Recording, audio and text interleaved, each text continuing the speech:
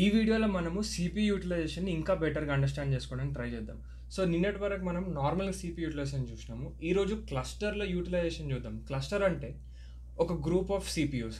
So, నార్మల్‌గా ఒక CPU use చేస్తే మనకు పర్ఫార్మెన్స్ ఒక మాదిరిగా వచ్చింది నిన్న. కాకపోతే ఇప్పుడు ఏందంటే ఒక క్లస్టర్ ఆఫ్ సిపియూస్ యూజ్ చేస్తున్నాను నేను. So, cluster of CPUs use చేయడం వల్ల నీకు పర్ఫార్మెన్స్ ఇంకా బెటర్ అయితది. అండ్ టైం ఇంకా తక్కువ అయితది. So, first of all cluster అంటే ఏందో అండర్‌స్టాండ్ చేసుకోవడానికి ట్రై చేద్దాం.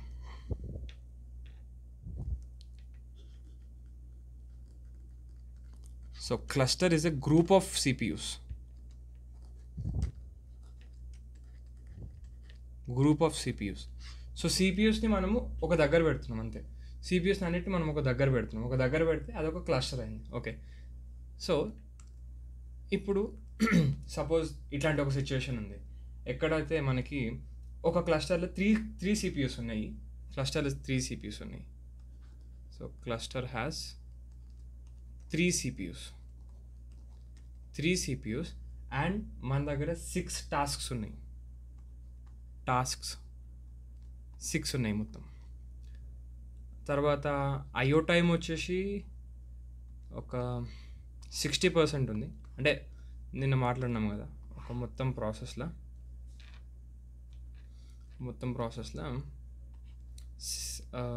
40% ఏమో సిపి యూటిలైజేషన్ ఉంది. జస్ట్ ఇంకా 60% వచ్చేసి మొత్తము ఐడిల్ టైం, అంటే ఐఓ రిక్వెస్ట్ అట్లాంటివి ఫిజికల్ డివైసెస్ ఐడిల్ ఉన్నదన్నమాట, ఐఓ టైం. తర్వాత సో ఆబ్వియస్లీ మనకి యూటిలైజేషన్ కావాలంటే ఎంత యూటిలైజ్ అయిందో మనకి 1 - p చెప్తుంది. 1 - p అంటే 40%. సో దీన్ని నేను 0.6, దీన్ని నేను 0.4 మార్చేసిన. యావరేజ్ యూటిలైజేషన్ కనుక్కోవడానికి యావరేజ్ యూటిలైజేషన్ కోసం 1 - p⁻n యూజ్ చేస్తాం. n ఏంది? n ఇక్కడ number of processes. Okay, number of processes. p ఏంటి? IO time. ఇది మొత్తం ఏం చెప్తుంది? Average utilization. ఓకే. సో మన దగ్గర మొత్తం ఇన్ఫర్మేషన్ ఉంది. ఇప్పుడు ఇంకొక అడిషనల్ ఇన్ఫర్మేషన్ ఏంటంటే 6 జాబ్స్ ఉన్నాయి మొత్తం. 6 జాబ్స్ ఉంటే అది 3 సిపియూస్ పంచుకోవాలి. ఈ ఎగ్జాంపుల్ ఇట్లా తీసుకోండి. నీతోటి ఇంకో 2 ఫ్రెండ్స్ ఉన్నారు. సో మొత్తం మీ 3 మధ్యలో 6 చాక్లెట్స్ పంచుకోవాలి. ఎట్లా పంచుకుంటారు? ఒకరు 2 చాక్లెట్లు తీసుకుంటారు. సో అది ఫేర్ డివిజన్. ఒకరు 3 చాక్లెట్లు తీసుకొని ఇంకొకరు 2 చాక్లెట్లు తీసుకొని ఒకరు 1 చాక్లెట్ తీసుకోవచ్చు. ఇది బయాస్డ్ డివిజన్. సో ఏ డివిజన్ చేస్తే అందరు హ్యాపీ ఉంటారు? 2 తీసుకుంటే అందరు హ్యాపీ ఉంటారు. కాకపోతే సిస్టంలో ఎట్లా డివైడ్ చేస్తారు టాస్క్స్ని, మనకి పర్ఫార్మెన్స్ ఎక్కువ అయ్యి లెస్ టైంలో కంప్లీట్ అయిపోతుంది అనేది మనకి కంప్లీట్ చేసి మనం చూడాలన్నమాట. సో దీని కాన్ఫిగరేషన్స్ అంటాం. అంటే ఎవరెవరికి ఎన్నెన్ని ఇవ్వచ్చు అనేది కాన్ఫిగరేషన్స్. సో మనకి ఇందులో ఎన్ని కాన్ఫిగరేషన్స్ వస్తాయంటే ఓకే, ఇక్కడ నేను రాస్తా.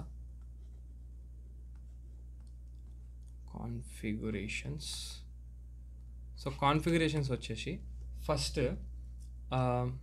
ఒక సిపియు 6 తీసుకొని మిగతా 2 సిపియూస్కి ఏం లేకుండా చేయొచ్చు. తర్వాత ఒక సిపియు 5 తీసుకొని ఇంకొకరు 1 తీసుకొని ఇంకొకరు ఏం లేకుండా ఉండొచ్చు. ఒక సిపియు 4 తీసుకొని ఇంకొక సిపియు 2 తీసుకొని ఇంకో సిపియు ఏం లేకుండా అవ్వచ్చు. ఒక సిపియు 3 తీసుకొని ఇంకో సిపియు 3 తీసుకొని ఇంకో సిపియు దగ్గర ఏం లేకుండా కావచ్చు. ఒక సిపియు 2 తీసుకొని ఇంకో సిపియు 3 తీసుకొని ఇంకో సిపియు 1 తీసుకోవచ్చు. ఒక సిపియు 2 తీసుకొని ఇంకో సిపియు 2 తీసుకొని ఇంకో సిపియు 2 తీసుకోవచ్చు. అట్లనే ఇంకో సిపియు 1 తీసుకొని ఒక సిపియు 4 తీసుకొని ఇంకో సిపియు 1 తీసుకోవచ్చు. సో టోటల్ స్ప్లిట్ చేయాల్సింది 6 జాబ్స్. వీళ్ళు ఫేర్గా చేసినారా బయాస్డ్గా చేసినారా అనేది వాళ్ళ ఇష్టం. ఇది మనకి కాన్ఫిగరేషన్ 1, ఇది కాన్ఫిగరేషన్ 2, ఇది 3, 4, 5, 6, 7. కానీ ఇన్ని కాన్ఫిగరేషన్స్ మధ్యలో ఆప్టిమల్ కాన్ఫిగరేషన్ ఏంటి? ఆప్టిమల్ కాన్ఫిగరేషన్ కనుక్కోవడానికి మన దగ్గర ఇప్పుడు ఒక మెథడ్ ఉంది. ఆ మెథడ్ ఏంటంటే ఒక్కొక్క కాన్ఫిగరేషన్ తీసుకో. కాన్ఫిగరేషన్ తీసుకొని దాని యావరేజ్ టైం చూడు. దాని యావరేజ్ టైం కంపేర్ చేసి అప్పుడు అన్ని కాన్ఫిగరేషన్స్వి యావరేజ్ టైం కంపేర్ చేయి. ఏ కాన్ఫిగరేషన్లో తక్కువ అమౌంట్ ఆఫ్ టైం తీసుకుంటున్నాను. తక్కువ అమౌంట్ ఆఫ్ టైం తీసుకునేది బెటర్ పర్ఫామ్ చేస్తుంది ఆబ్వియస్లీ. సో ఫస్ట్ కాన్ఫిగరేషన్ తీసుకుందాం. మన ఫస్ట్ కాన్ఫిగరేషన్ వచ్చేసి 600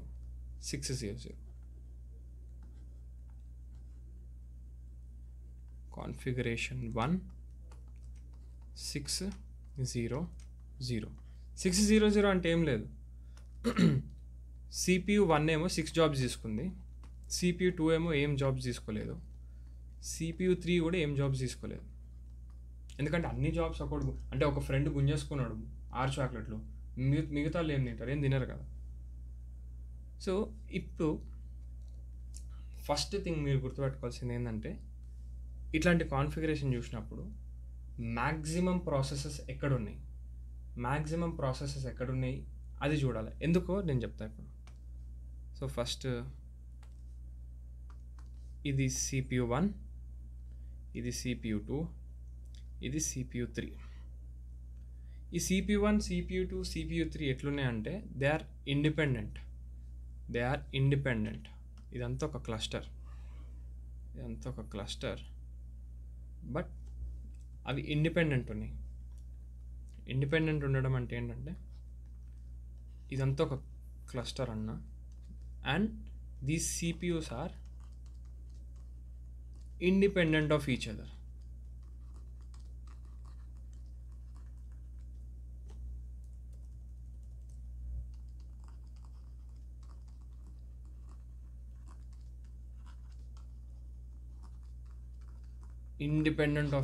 అంటే ఒకదానికి ఇంకో దానికి సంబంధం లేదు. స్ప్లిట్టింగ్ అయిపోయినాక నువ్వెంత తొందరగా తింటావో, మీ ఫ్రెండ్ ఎంత తొందరగా తింటారో మీకు అనవసరం కదా. ఎవరి ఇష్టం వచ్చినా అది తినేసేయండి. అది మీరు అందరూ ఒకటేసారి స్టార్ట్ చేస్తారు కదా తినడము. మీ ఫ్రెండ్ తిన్నాక మీరు తింటారు, మీరు తిన్నాక ఇంకోటి తిన్నారు, అట్లా కాదు కదా. మీరు అందరూ ఒకటేసారి స్టార్ట్ చేస్తారు. అట్లనే ఈ CPUs కూడా ఆ జాబ్స్ని ఎగ్జిక్యూట్ చేయడం అన్నీ ఒకటేసారి స్టార్ట్ చేస్తాయి. నేను ఎవరి దగ్గర ఎక్కువ ప్రాసెస్ ఎందుకన్నా అంటే ఆబ్వియస్లీ తక్కువ చాక్లెట్స్ ఉన్నోడి కంటే ఎక్కువ చాక్లెట్స్ ఉన్నోడే కొంచెం టైం ఎక్కువ తీసుకుంటాడు, అండ్ తక్కువ చాక్లెట్స్ ఉన్నోడు కొంచెం టైం తక్కువ తీసుకుంటాడు. మేబీ ఒక చాక్లెట్ ఉన్నోడు ఒక 30 seconds తింటే 2 చాక్లెట్లు ఉన్నోడు ఆబ్వియస్లీ 1 minute తింటాడు. అందుకనే ఎక్కువ చాక్లెట్స్ ఎవరి దగ్గర ఉన్నాయి చూడండి, అంటే ఎక్కువ ప్రాసెసెస్ ఎవరి దగ్గర ఉన్నాయి చూడండి. ఎక్కువ ప్రాసెసెస్ వచ్చేసి 1 2 3 4 5 6 CPU 1 దగ్గర ఉన్నాయి. So CPU 1 obviously will take more amount of time compare to CPU 2 and CPU 3. ఇది గుర్తుపెట్టుకోండి మీరు. సో మ్యాక్సిమం ఎవరి దగ్గర ఉన్నాయో దాన్ని యావరేజ్ యూటిలైజేషన్ క్యాలిక్యులేట్ చేయండి. సో దీన్ని మనం ఎట్లా రాస్తామంటే average utilisation equals to 1 - P power n. 1 - P power n అంటే యావరేజ్ యూటిలైజేషన్ చెప్తాం. ఇదేంటి 1 - P power n? 1 - P అంటే ఏంటి?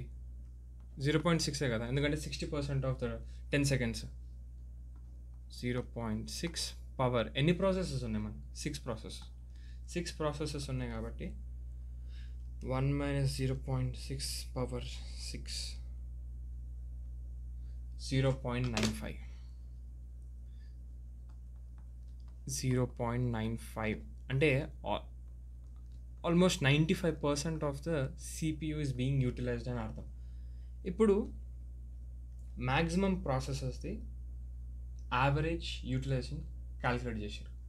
యావరేజ్ యూటిలైజేషన్ క్యాలిక్యులేట్ చేసిన నెక్స్ట్ మినిటే దాని టైం క్యాలిక్యులేట్ చేయండి. టైం ఎట్లా వస్తుంది? టైం ఫార్ములా అయింది బేసిక్గా. నిన్న వీడియోలో ఏం చూసినాం? CPU utilization equals to CPU time by total time. ఇప్పుడు దీని నుంచి టైం ఫార్ములా ఎట్లా తీస్తాం? టోటల్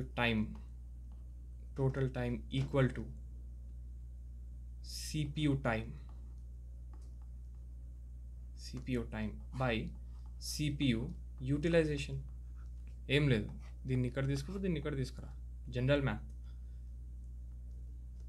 అర్థమవుతుంది కదా. So total time equals to time formula వచ్చేసి CPU టైం అంటే ఎన్ని ప్రాసెసెస్ ఉన్నాయి, ఎంత టైం తీసుకుంటుంది. ఎన్ని ప్రాసెసెస్ ఉన్నాయి ఎట్లా చెప్తుంది, ఎన్ని చెప్తుంది ఇంటూ ఎంత టైం తీసుకుంటుంది. ఎంత టైం తీసుకుంటుందంటే IO కాకుండా utilization time 1 - P over CPU utilization ఎంత వచ్చింది మనకి, CPU యూటిలైజేషన్ ఎట్లా వచ్చింది మనకి, యూటిలైజేషన్ యావరేజ్ యూటిలైజేషన్ నుంచి వచ్చింది. సో 1 - P⁻n ఇది టైం ఫార్ములా. ఈ టైం ఫార్ములా నేను సబ్స్టిట్యూట్ చేస్తే ఎన్ని ప్రాసెస్ ఉన్నాయి, మొత్తం 6 ప్రాసెసెస్ ఉన్నాయి నాకు. 6 ఇంటూ ఎంత టైం తీసుకుంటుంది, ఒక యూటిలైజేషన్ ఎంత తీసుకుంటుంది, 4 సెకండ్స్. కాబట్టి 10 సెకండ్స్లో 4. సపోజ్ ఇది నా టోటల్ ప్రాసెస్లో 60% IO, 40% CPU యూటిలైజేషన్. ఇది మొత్తం 10 సెకండ్స్ అంటున్నా. Process time 10 seconds. So 6 seconds ఏమో IOకి ఇస్తుంది, 4 సెకండ్స్ ఏమో CPU యూటిలైజేషన్. కాబట్టి ఈ 1 - P ఏంటంటే 1 - కాకుండా సరే దీన్ని ఇప్పుడు అయితే జస్ట్ CPU యూటిలైజేషన్ అనుకో. CPU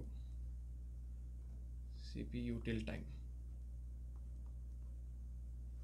6 × 4 ఎందుకంటే 4 సెకండ్స్ కాబట్టి ఓవర్ 1 - P⁻n ఇందాక చేస్తే ఏమొచ్చింది 95%, అరౌండ్ 95 వచ్చింది.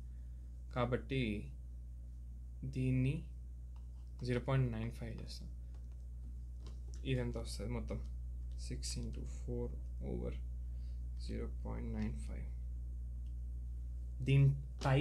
దీని టైం వచ్చేసి 25.26 సెకండ్స్. 25.26 సెకండ్స్ దీని ఒక ఎగ్జిక్యూషన్ టైం.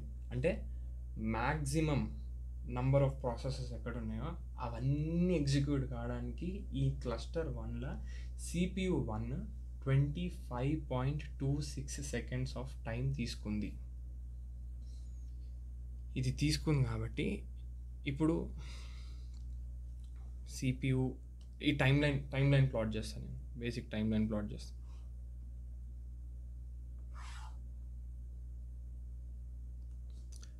ఈ టైం లైన్లో ఇది 5 సెకండ్స్, ఇది 10 సెకండ్స్, ఇది 15, ఇది 20 సెకండ్స్, ఇది 25 సెకండ్స్, 26. సో సమ్వేర్ అరౌండ్ ఇక్కడ CPU 1 ఎంత టైం తీసుకుంది, 0 నుంచి స్టార్ట్ చేసి 25.26 సెకండ్స్ తీసుకుంది.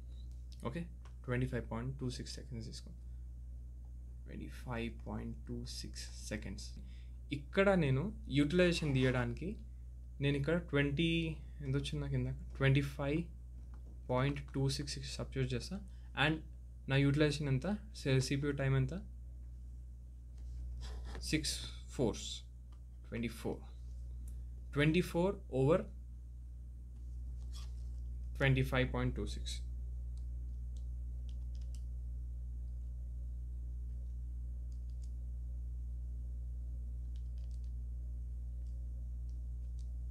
Six into 4 by 25.26. దీని CPU యూటిలైజేషన్ వచ్చేసి 0.95, అరౌండ్ 95%. అండ్ యావరేజ్ యూటిలైజేషన్ వచ్చేసి ఎట్లా వస్తుందంటే ఒకదాన్ని 95%, సెకండ్ CPU ఎంత పర్సెంట్ 0%, థర్డ్ CPU ఎంత పర్సెంట్ 0%, డివైడెడ్ బై 3. ఇది చేస్తే మనకి 95 ఓవర్ 3 కాబట్టి అరౌండ్ 31.6 అరౌండ్. ఇది యావరేజ్ క్లస్టర్ యూటిలైజేషన్.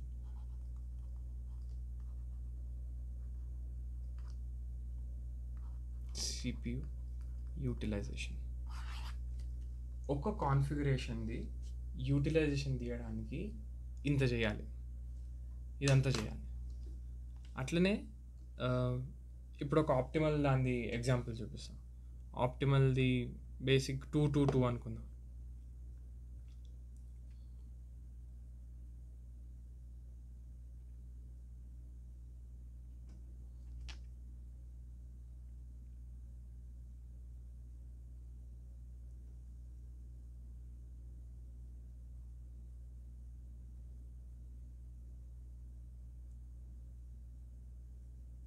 ఓకే, ఒక ఆప్టిమల్ కేసు తీసుకుందాం ఎక్కడైతే అన్నీ ఈక్వల్గా divide చేసుకునేవి.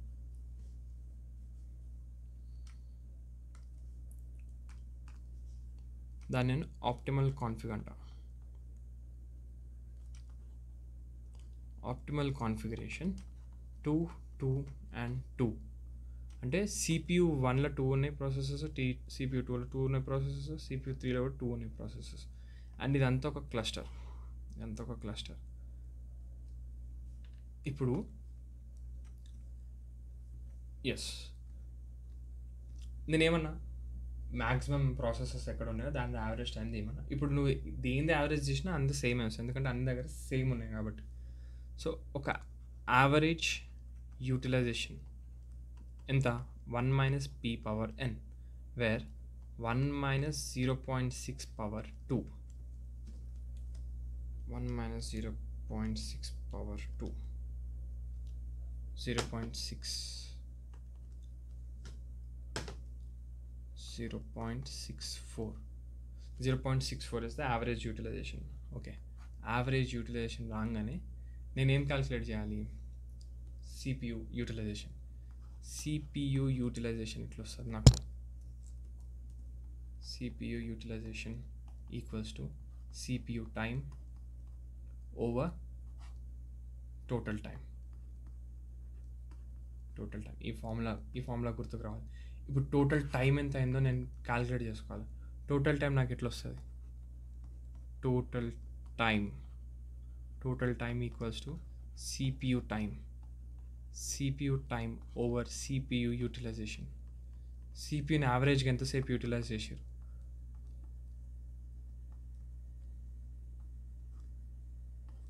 (1 - p of t) into n processes over CPU utilize 1 - p power n. దీన్ని యావరేజ్గా ఎంతసేపు యూటిలైజ్ చేసారు? 0.64. అండ్ ఇదంతా ఎన్ని ప్రాసెసెస్ ఉన్నాయి? మన దగ్గర 2 ప్రాసెసెస్ ఉన్నాయి, అంటే n = 2 into 1 - p. 1 - p అంటే ఎంత? 40%. What is 40% of 10? 4 divided by 0.64. 8 by 0.64. 8 by 0.64. 12.5. 12.5 ఏంటి? 12.5 is the total time. అంటే ఇప్పుడు టోటల్ టైం తెలిసింది నాకు. టోటల్ టైం తెలిస్తే ఇక్కడ టోటల్ టైంలో నేను 12.5 సబ్స్టిట్యూట్ చేసుకుంటాను CPU యూటిలైజేషన్ కోసం. 12.5 అండ్ CPU టైం ఎంత తీసుకుంది? 8. కాబట్టి ఇక్కడ 8 సబ్స్టిట్యూట్ చేస్తాను. 8 అండ్ ఇప్పుడు 8 over 12.5 మనకు అరౌండ్ 0.64. ఇది ఒక్క క్లస్టర్లో ఒక్క CPUకి యూటిలైజేషన్. అట్లనే అన్నిట్లో సేమ్ ఉన్నాయి కాబట్టి CPU 1 utilization will be equal to CPU 2 utilization will be equal to CPU 3 utilization. కాబట్టి 0.64 plus 0.64 plus 0.64 over 3 So 0.64 into 3, 1.92 over 3. 1.92 over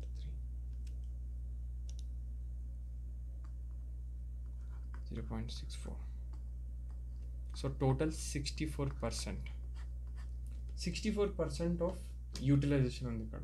ప్రీవియస్గా ఒకటే సిస్టమ్ అన్నీ తీసుకుంటే దాని యావరేజ్ యూటిలైజేషన్ ఎంత అయింది? 31కి దిగిపోయింది. కానీ ఇక్కడ చూడు యావరేజ్ యూటిలైజేషన్, ఇది average cluster utilisation.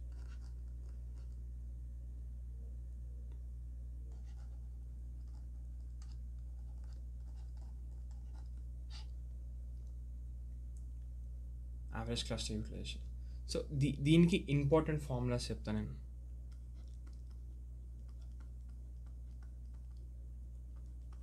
Important first cluster చూడంగానే maximum number of processes.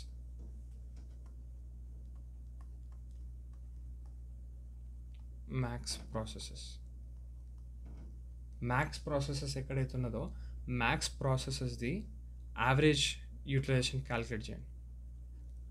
Average utilization of MOP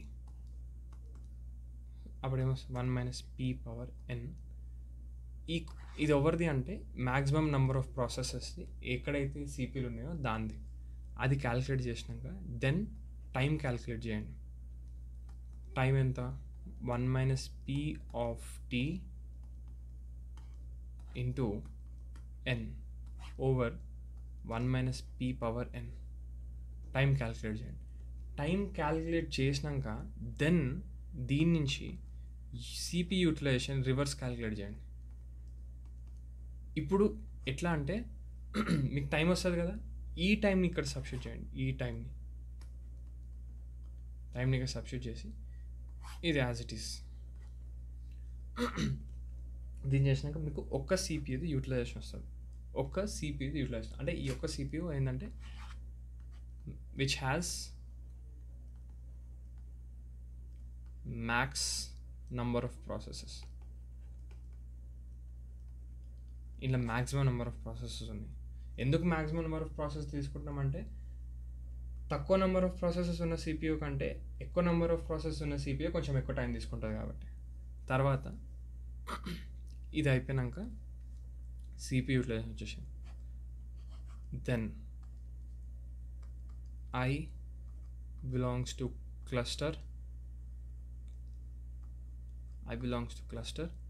and CPU I of utilization ఇదంతా divided by size of the cluster. So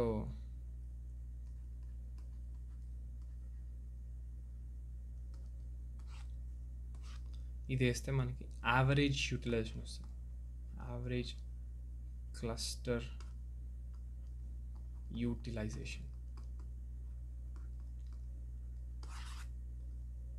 so ఇవి ఇంపార్టెంట్ ఫార్ములాస్. ఇది 1, ఇది 2, ఇది 3, ఇది 4.